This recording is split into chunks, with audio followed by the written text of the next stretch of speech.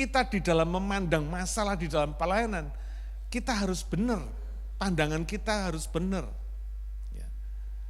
Masalah itu bukan satu beban, saudara, tapi satu berkat, satu challenge, satu tantangan. Karena melalui masalah itu Tuhan menyempurnakan gerejanya, Tuhan menyempurnakan pelayanan gerejanya. Karena Tuhan tidak pernah berhenti pada masalah, tapi Tuhan selalu punya jalan keluarnya. Percayalah saudara, kalau Tuhan izinkan masalah terjadi dalam kehidupan saudara dan saya, percaya, Tuhan sudah punya jalan keluarnya. Amin.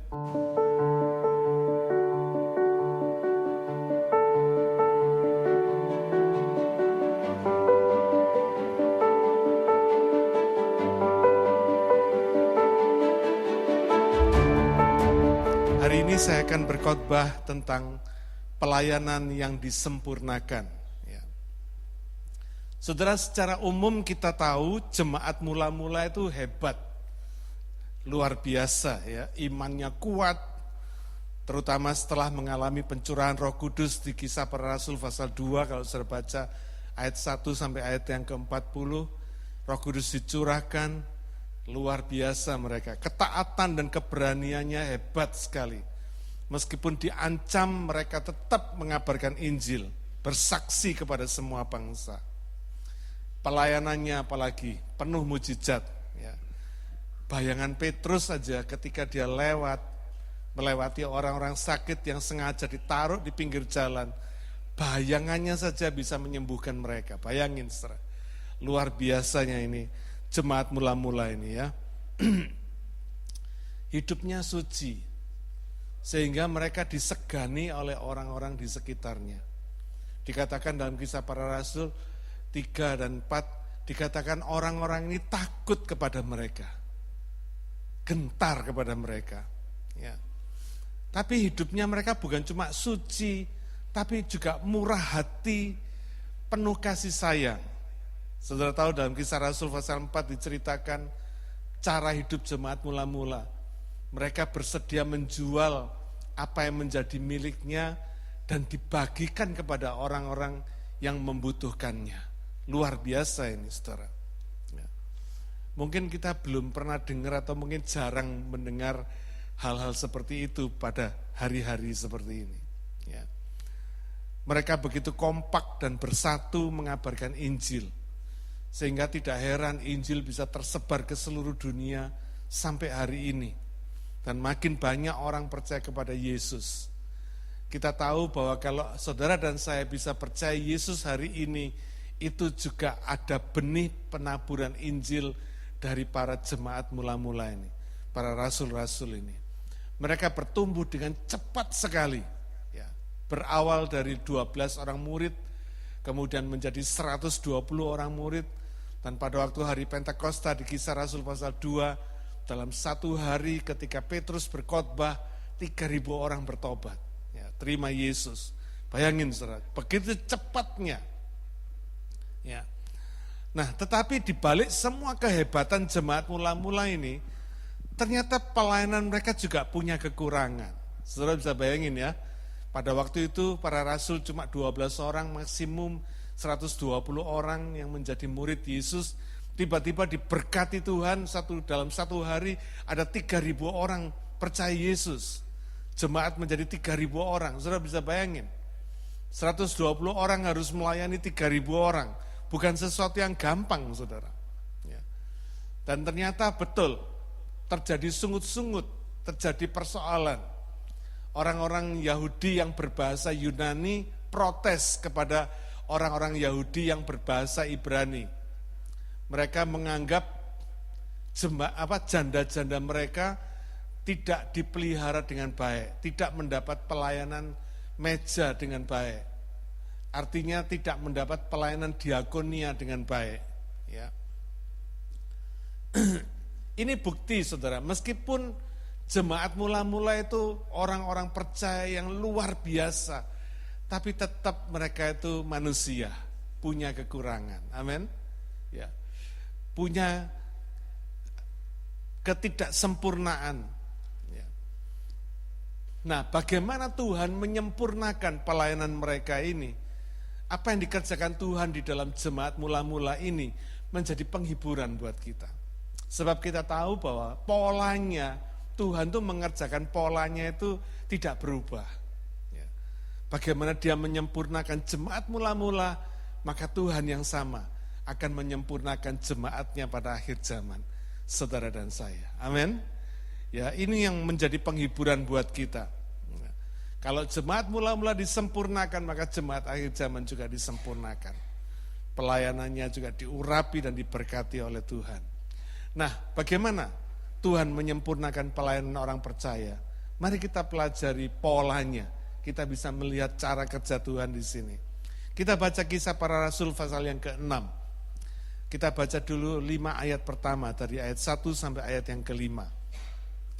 Pada masa itu ketika jumlah murid makin bertambah, timbullah sungut-sungut di antara orang-orang Yahudi yang berbahasa Yunani terhadap orang-orang Ibrani. Karena pembagian kepada janda-janda mereka diabaikan dalam pelayanan sehari-hari. Berhubung dengan itu, ke-12 rasul itu memanggil semua murid berkumpul dan berkata, kami tidak merasa puas karena kami melalaikan firman Allah untuk melayani meja. Karena itu saudara-saudara, pilihlah 7 orang dari antaramu yang terkenal baik dan penuh Roh Kudus dan yang penuh roh dan hikmat, supaya kami mengangkat mereka untuk tugas itu. Dan supaya kami sendiri dapat memusatkan pikiran dalam doa dan pelayanan firman. Usul itu diterima baik oleh seluruh jemaat, lalu mereka memilih Stefanus, seorang yang penuh iman dan Roh Kudus, dan Filipus, Prokorus, Nikanor, Timon, Parmenas, dan Nikolaus, seorang penganut agama Yahudi dari Antioquia. Sampai di sini dulu kita baca. Saudara perhatikan, ketika jumlah murid atau jumlah jemaat makin bertambah, di ayat 1 tadi kita sudah baca, harusnya kan jemaat bersuka cita. Tapi ternyata yang terjadi sebaliknya. Terjadi sungut-sungut, saudara. Ya.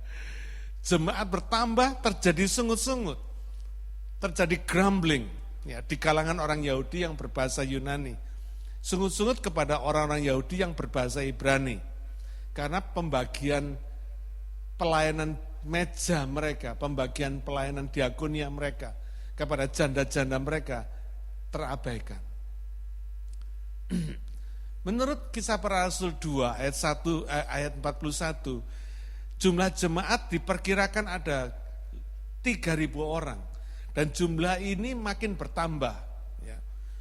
Dikatakan di ayat yang ke-7 nanti kita bisa baca bagaimana jumlah jemaat ini makin bertambah karena makin banyak orang percaya kepada Yesus. Ya. Nah, ini menunjukkan, saudara perhatikan, bahwa ketika jumlah jemaat bertambah, bukan sukacita yang terjadi, tapi ternyata malah sungut-sungut yang terjadi. Malah problem yang timbul. Karena itu saudara perlu ngerti prinsip ini. Bahwa jumlah jemaat itu bukan jaminan, bukan bukti bahwa pelayanan itu sukses. Enggak. Ya. Bukan bukti bahwa pelayanan itu sempurna. Pada hari-hari ini banyak orang keliru. Banyak orang bangga kalau punya jemaat ribuan. Enggak, jumlah bukan menjadi bukti atau jaminan kesuksesan pelayanan. Enggak. Ya. Pertumbuhan jumlah jemaat justru harus bikin kita makin waspada. Ya. Karena berapapun banyaknya tuaian, berapapun banyaknya jiwa yang Tuhan berikan kepada gerejanya, tetap pelayanan gerejanya tidak pernah sempurna. Siapa yang percaya? Kenapa? Pertanyaannya, kenapa kok pelayanan gereja itu tidak pernah sempurna? Karena dilakukan oleh orang-orang yang belum sempurna. Nangkep enggak, saudara? Karena kita jemaat yang belum sempurna, kita ini manusia bukan malaikat. Makanya saya pernah berpikir, andai kata Tuhan pakai malaikat untuk melayani gerejanya, untuk melayani pekerjaannya, untuk melayani misinya. Saya pikir lebih efektif, betul? Coba bayangin, orang yang mokong-mokong, yang keras hati, yang sombong-sombong, kalau didatangi malaikat, kepingin tahu saya. Begitu malaikat berdiri di hadapannya, saya kepingin tahu. Mungkin mereka bisa kencing di celana. Saking takutnya, saudara. Tapi kenapa Tuhan gak pakai malaikat? Kenapa perintah amanat agung itu diberikan kepada murid-murid Yesus? Asik ya? Kenapa gak pakai malaikat? Itu saya heran. Satu hari saya pernah tanya sama Tuhan, kenapa Tuhan? Saya ngerti kalau pakai manusia ini, waduh, gak efektif sama sekali. Kaken cincong, saya bilang. Problemnya lebih banyak daripada hasilnya, saya bilang. Tapi akhirnya Tuhan bicara dalam hati saya ngerti. Malaikat bukan anaknya Tuhan. Kita anaknya Tuhan. Nangkep enggak saudara ya?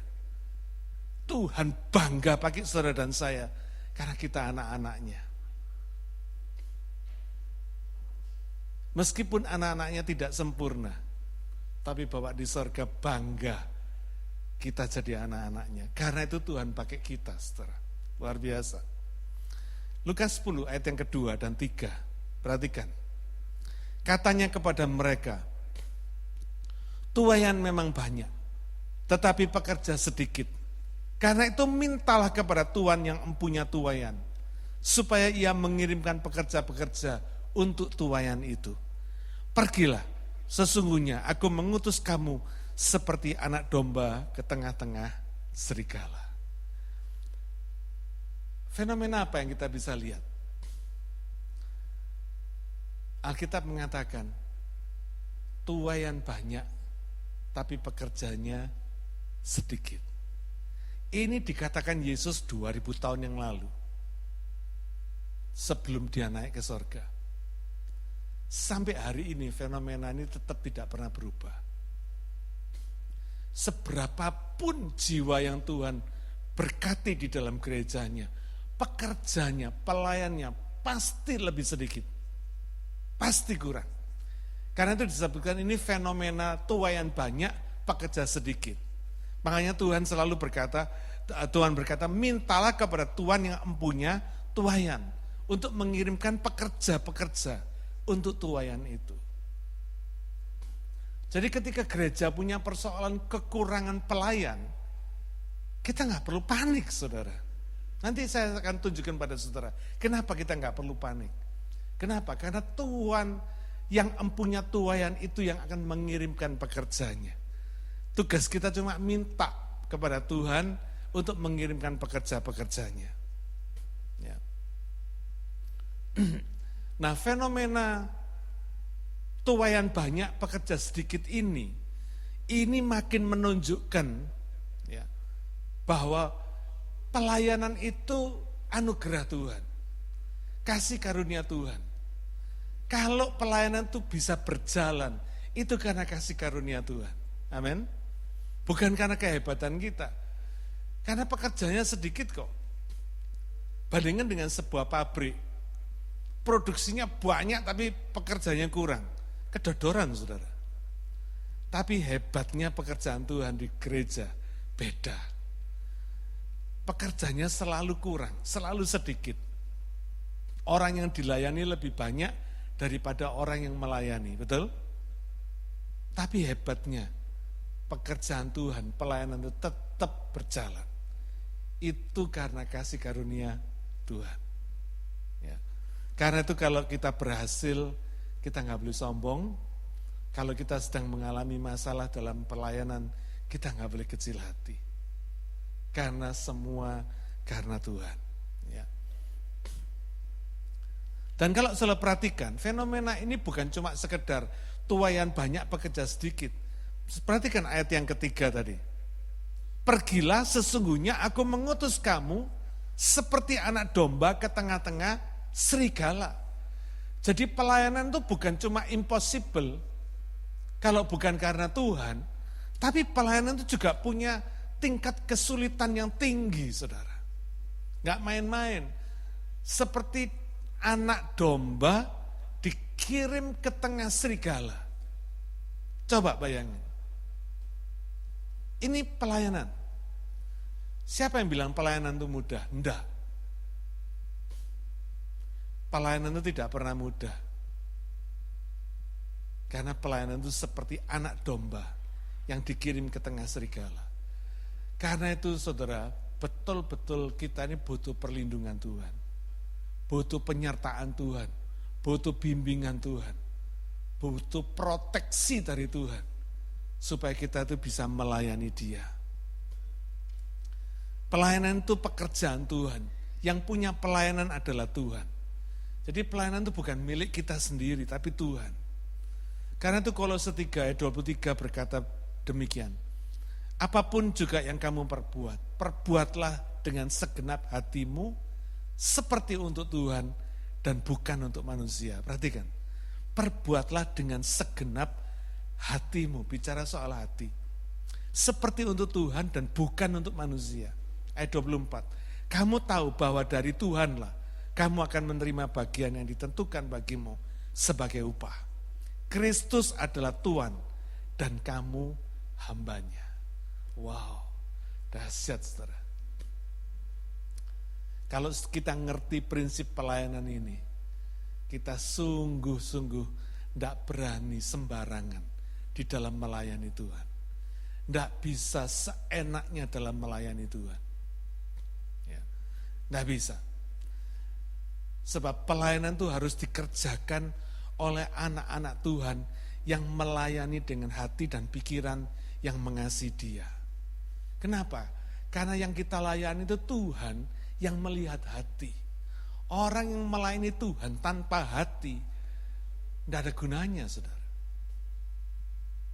Karena yang kita layani itu Tuhan yang selalu melihat hati, bukan melihat performance kita.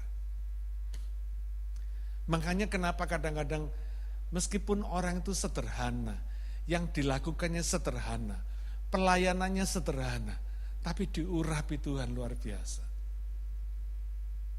Penuh sukacita.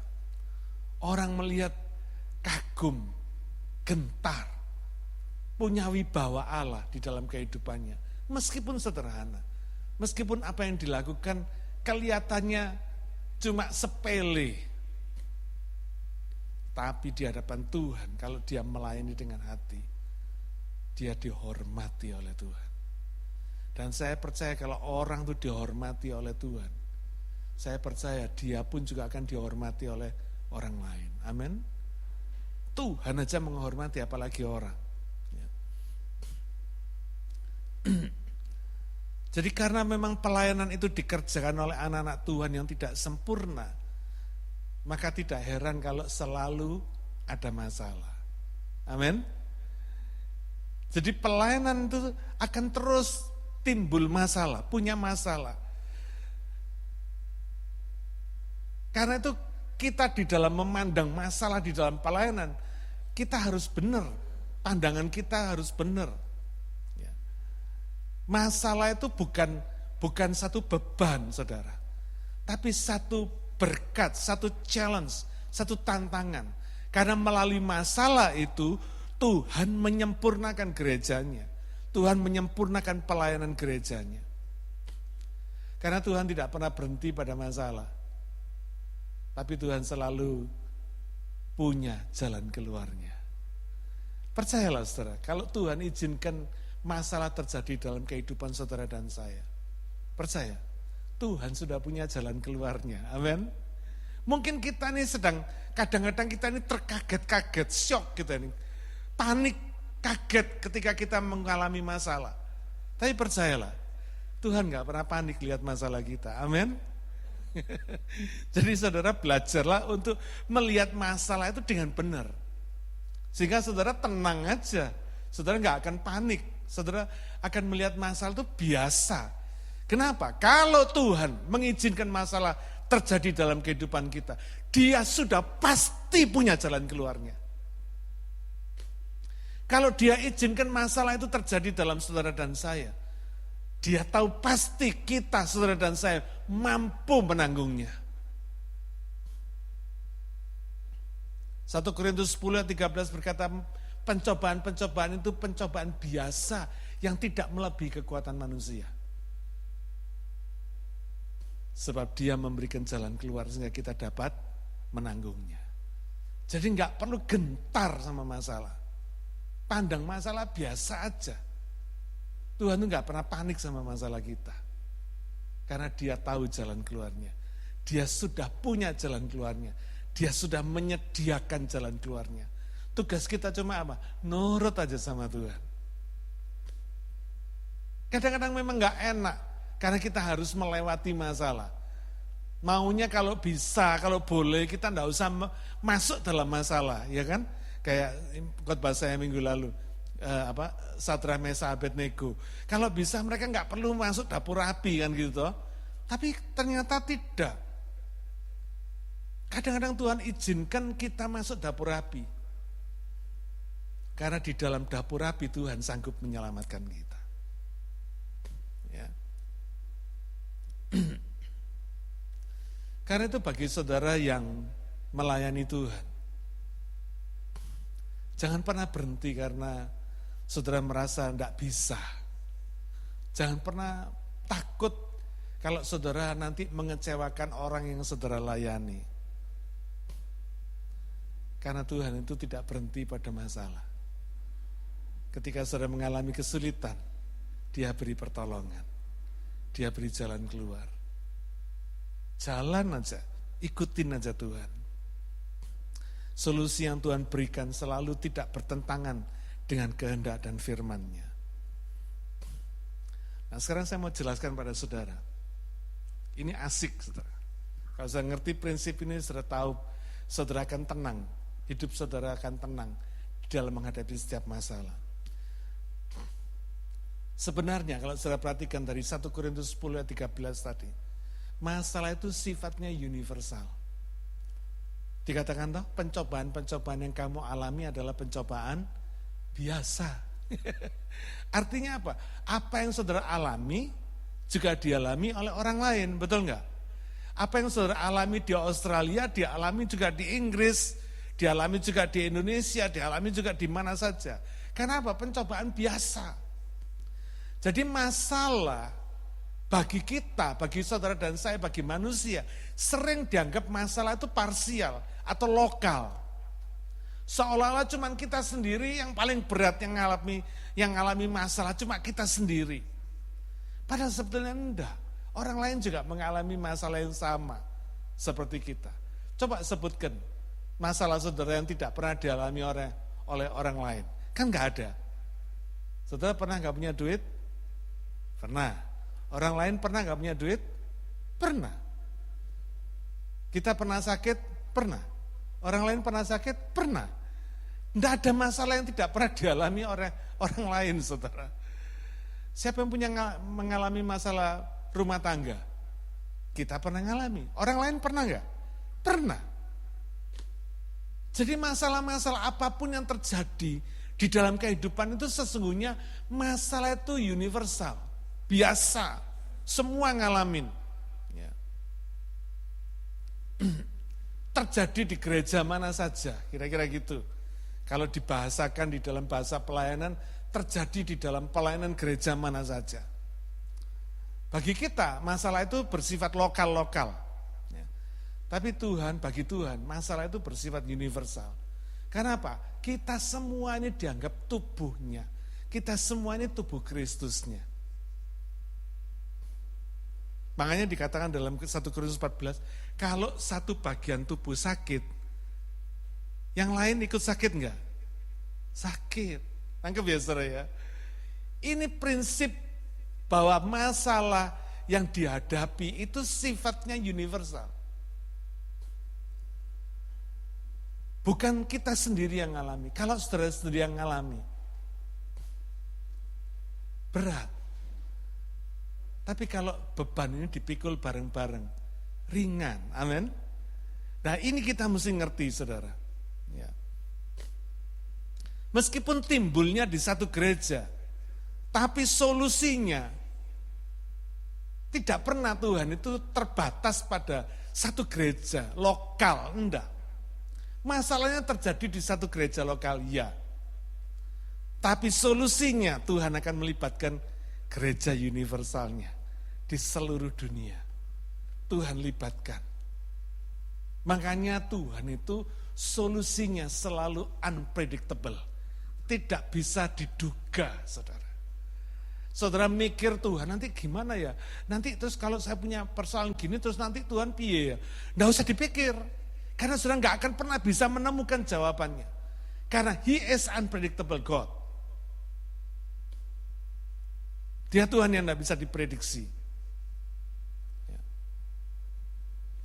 Bagi kita, bagi manusia, gereja itu terkotak-kotak. Terjadi dari lokal-lokal, terkotak-kotak. Tapi bagi Tuhan enggak. Gereja itu komprehensif. Tidak terbatas dengan ruang, waktu, dan tempat. Enggak.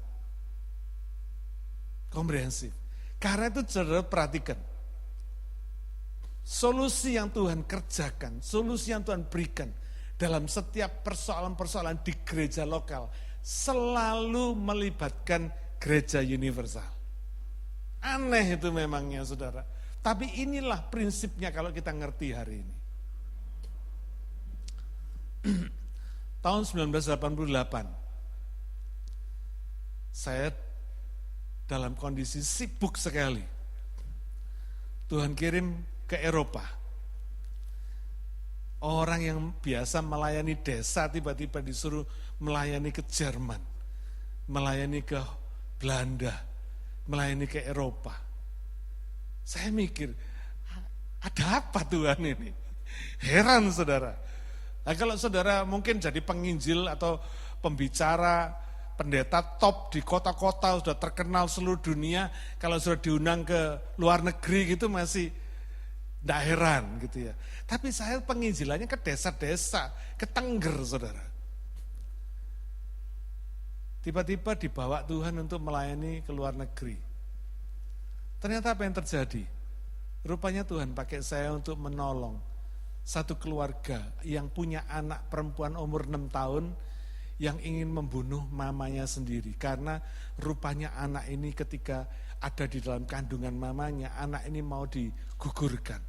Jadi timbul pemberontakan di dalam diri anak ini tanpa disadarinya dan ada dendam di dalam hatinya sehingga dia mau bunuh mamanya sendiri. Bayangin saudara. Untuk melayani keluarga seperti ini Tuhan harus kirimkan saya dari Surabaya berangkat ke Jerman. Di kota Hamburg. Gak masuk akal. Ketika semua pelayanan selesai terjadi, saya mikir, apa di Jerman ini enggak ada hamba Tuhan yang bisa melayani mereka toh? Kenapa Tuhan harus kirim orang dari Surabaya sampai ke Hamburg sana untuk melayani satu keluarga seperti ini. Waktu itu saya belum ngerti prinsip ini, saudara. Makanya penuh tanda tanya di dalam kehidupan saya. Tapi setelah saya ngerti prinsip ini, saya enggak heran. Ketika saya dari Surabaya, disuruh berangkat sama Tuhan ke Wamena, untuk menyerahkan satu persembahan kepada seorang ibu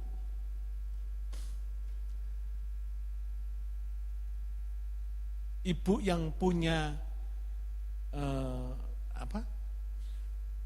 panti asuhan. Singkat cerita, saya heran kenapa Tuhan suruh saya bawa persembahan ini. Saya sudah melayani di Jayapura, di mana-mana saya melayani. Saya sampai tanya, Tuhan ini mau dikasih ke siapa ini persembahan? Tuhan enggak jawab. Sampai saya berangkat ke Wamena. Di Wamena saya ketemu dengan ibu yang punya panti asuhan ini. Di muka saya, salah satu anak dari panti asuhan ini tanya, Mami, mana hadiahku? Rupanya anak ini ulang tahun hari itu. Si ibu panti asuhan ini ngomong, ya nak, ya nanti Tuhan sediakan ya. Nanti Tuhan sediakan. Mami kan janji. Maminya ini pulang ke Wamena bersama saya dari Jayapura. habis mengikuti pelayanan kami di Jayapura. Ya, betul Mami janji, tapi nanti Tuhan sediakan. Ketika itu Tuhan bicara, kasihkan persembahanmu untuk dia. Saya kasih persembahan. Bu, ini dari Tuhan. Si maminya ini terima persembahan sambil tangan gemeter. Saudara. Saya nggak tahu ceritanya. Lalu dia bersaksi. Ketika dia ikut kebaktian kami di Jayapura. Pada akhir kebaktian, panitia mengumumkan masih kekurangan dana. Lalu dia punya uang di dompetnya dia.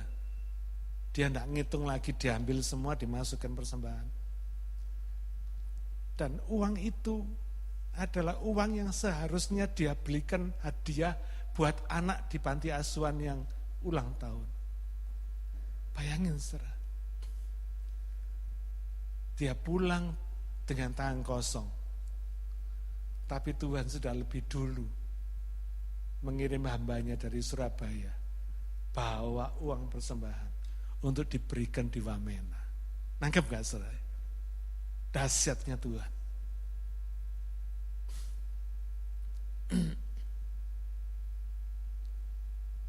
Waktu gereja kita kekurangan praise and worship team, Tuhan kirim Benaya sama Sela. Luar biasa gak? Dari Indonesia dikirim ke sini. Tuhan itu dahsyat. Kalau kita tahu gereja ini miliknya Tuhan dan pelayanan ini pekerjaannya Tuhan dan kita tidak mengambil hormat bagi diri kita sendiri, don't worry saudara. Amin. Dia tahu betul bagaimana dia mengirim pekerja untuk pekerjaan tuayan di dalam gerejanya. Ya.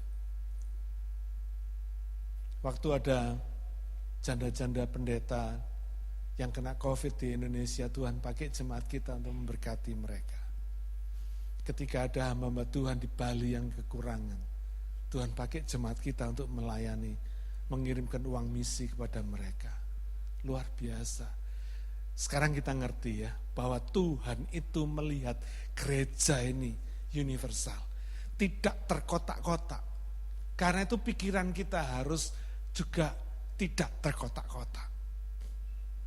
Beban saudara kita juga adalah beban kita sendiri. Bukan lulu gua-gua, bukan. Tapi mari kita sama-sama punya hati yang melayani Tuhan.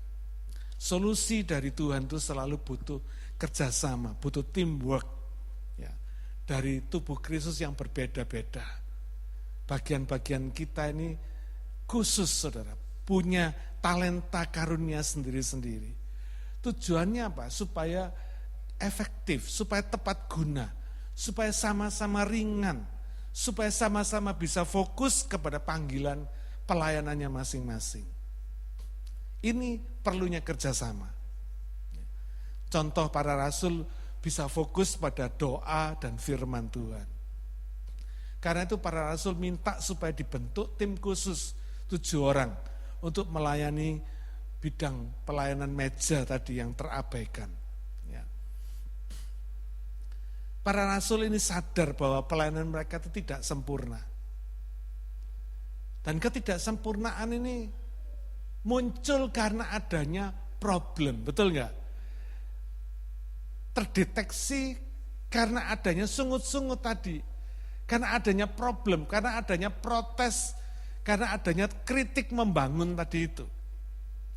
Coba bayangin kalau pada waktu itu semua diam, enggak ada yang bersungut-sungut, enggak muncul toh persoalannya, betul enggak? Enggak timbul persoalan itu. Tapi ketika ada yang bersungut-sungut, ada yang tidak puas, ada yang mengkritik, ada yang protes, para rasul ini baru ngeh gitu ya. Oh iya, kami melalaikan firman Tuhan, kami melalaikan pelayanan meja. Mestinya ada pelayanan diakonia, tapi kami lalai tidak melakukannya. Akhirnya para rasul minta dipilih 7 orang. Karena itu saudara, cara kita memandang masalah di dalam gereja, di dalam pelayanan, itu penting sekali. Karena percaya bahwa masalah itu diizinkan Tuhan ada untuk menyempurnakan gerejanya, untuk menyempurnakan pelayanan gerejanya. Ketika masalah itu muncul, baru tahu kekurangannya, baru tahu ketidaksempurnaannya. Di situ Tuhan punya kesempatan menyempurnakan. Kita punya kesempatan memperbaiki. Kita punya kesempatan untuk membuat pelayanan itu lebih baik lagi. Ya. Supaya gereja Tuhan itu tidak bercacat celah. Ini targetnya Tuhan.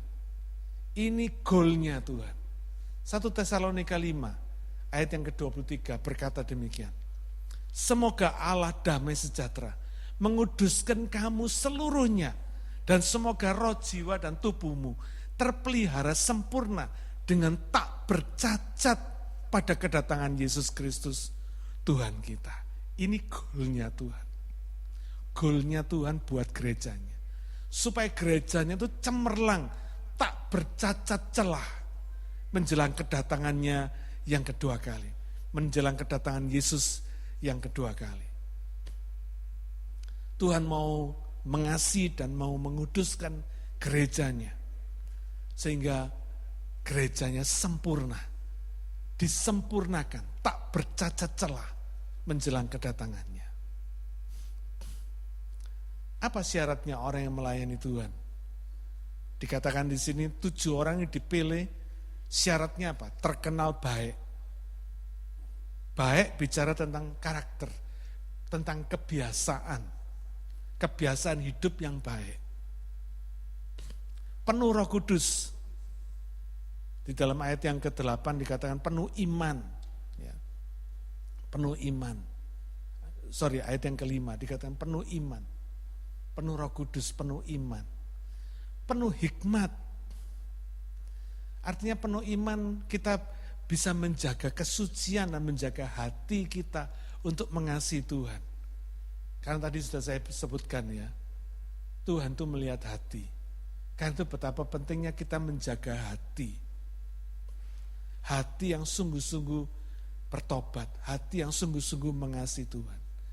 Lalu dikatakan di sini penuh hikmat, pintar, cerdas. Maksudnya bukan cuma asal melayani, yang penting gua kerjakan, yang penting gua melayani. Enggak, bukan hanya sekedar melayani, bukan cuma asal, tapi betul-betul penuh konsentrasi dan melakukan pelayanan dengan yang terbaik. Ya. Perhatikan Kisah Para Rasul pasal 6 ayat yang ke-8 dan ayat yang ke-15. Ini ayat yang terakhir kita baca. Dan Stefanus yang penuh dengan karunia dan kuasa mengadakan mujizat-mujizat dan tanda-tanda di antara orang banyak. Ayat 15. Semua orang yang duduk dalam sidang mahkamah agama itu menatap Stefanus. Lalu mereka melihat muka Stefanus sama seperti muka seorang malaikat. Saudara, luar biasa. Pelayanan itu sifatnya progresif. Stefanus tadi dikatakan awalnya cuma dipilih untuk melayani meja. Tapi ternyata apa yang terjadi? Di ayat-ayat selanjutnya. Rupanya Tuhan pakai dia untuk buat mujizat dan tanda-tanda yang ajaib. Tuhan pakai dia untuk bersaksi di mahkamah agama. Dan dikatakan orang-orang melihat wajahnya seperti malaikat. Saudara perhatikan, mulainya sederhana. Tapi pelayanan itu bukan sederhana. Kenapa? Karena yang saudara layani, yang kita layani itu Tuhan.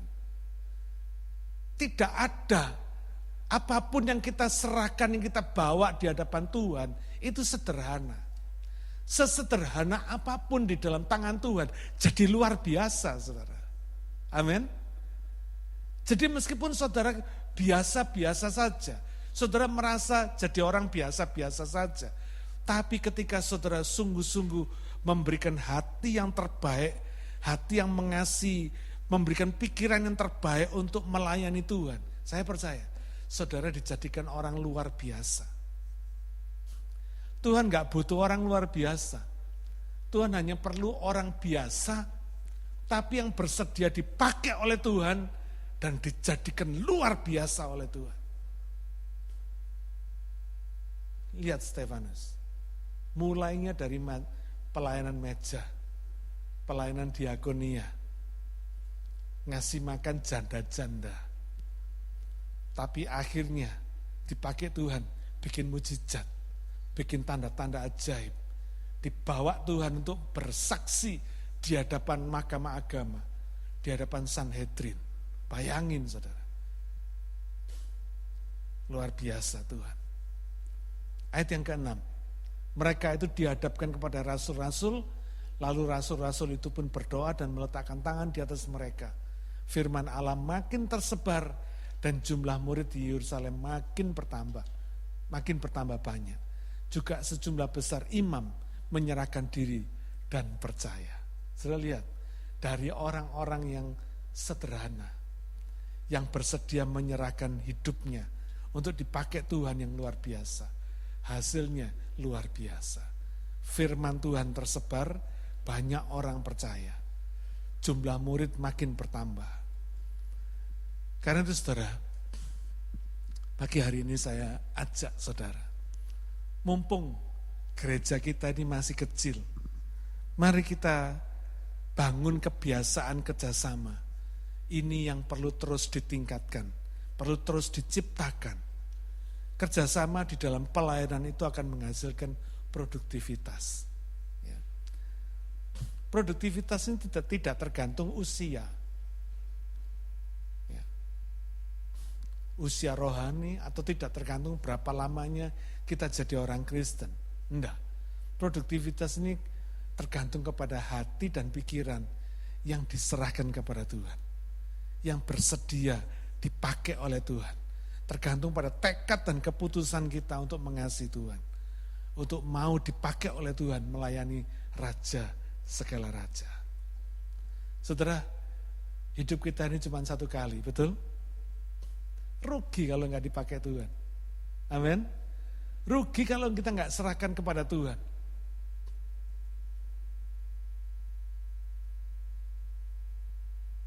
Karena Tuhan cinta. Rugi saudara kalau nggak diserahkan kepada Tuhan yang mengasihi kita. Amin. Mari kita berdoa. Bapa, kami sungguh bersyukur kepadamu. Kami tahu Engkau sungguh Tuhan yang luar biasa dalam kehidupan kami. Engkau adil. Engkau selalu memberi yang terbaik lebih dulu kepada kami. Dengan tujuan kami juga boleh memberi yang terbaik kepadamu. Bapa, khusus hamba-Mu berdoa untuk seluruh jemaat-Mu di tempat ini. Jangan biarkan kami menganggur tanpa pelayanan. Biarlah kami diberkati kasih karunia-Mu, anugerah-Mu untuk melayani-Mu Tuhan. Dari hal yang paling kecil sekalipun, biarlah kami, hati dan pikiran kami serahkan kepadamu untuk melayanimu, untuk mengasihimu Tuhan. Biarlah kehidupan kami yang cuma satu kali ini, kami serahkan kepadamu. Karena Engkau Tuhan yang menciptakan kehidupan kami dan memberkati kami seperti hari ini. Kami tahu Tuhan, kami tidak bisa membalas budimu. Kami tidak bisa mengembalikan apa yang Kau sudah lakukan terhadap kehidupan kami. Kami tidak bisa memberi kepadamu yang lebih baik daripada diri kami sendiri. Biarlah Tuhan, Engkau memberikan anugerah dan kasih karunia-Mu, supaya kami boleh menyerahkan diri kepadamu sebagai ciptaan-Mu, sebagai anak-anak-Mu, yang dengan penuh sukacita melayani-Mu seumur hidup kami.